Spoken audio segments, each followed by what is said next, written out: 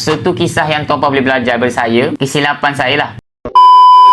Lepas tu nak dijadikan cerita tuan-puan, pada tahun 2020, masa COVID-19 tu, saya beli buku kewangan dan saya baca tentang emas. Pada ketika tu saya rasa terkejut lah. Sebab apa? Sebab emas 1 gram yang saya tengok dulu harga dia 180, pada ketika tu dah naik sampai RM267 1 gram. Jadi pada ketika tu barulah saya fikir balik, Allahu Akbar, tingginya harga emas sekarang. Tapi walaupun 267 tu memang harga mahal sebab pada waktu ketika tu, tapi saya tetap mulakan simpanan emas pertama. Sebab apa? Sebab saya dah ada ilmu. Bila saya baca buku Wang Emas ni tuan-puan, dia cerita bila kita faham tentang emas, yang mana bila kita tahu emas ni simpanan jangka masa panjang dan kita nak simpan lama, sudah pasti harga emas yang kita simpan hari ni akan jadi jauh lebih murah berbanding 2-3 tahun akan datang. Benda ni dah proven, terbukti pada diri saya sendiri based on saya punya experience. Pada tahun 2020 harga emas 267 1 gram. Hari ni 1 gram dah cecah RM414. Jadi kata guru saya tuan-puan, penulis buku Wang Emas, Encik Muhammad Zulkifli Syafi'i, peningkatan harga emas ni hanya persoalan masa sahaja. Persoalan masa sahaja tuan-puan. So tak perlu gunsing pasal harga. Yang perlu kita risau adalah berapa gram emas yang kita dah simpan.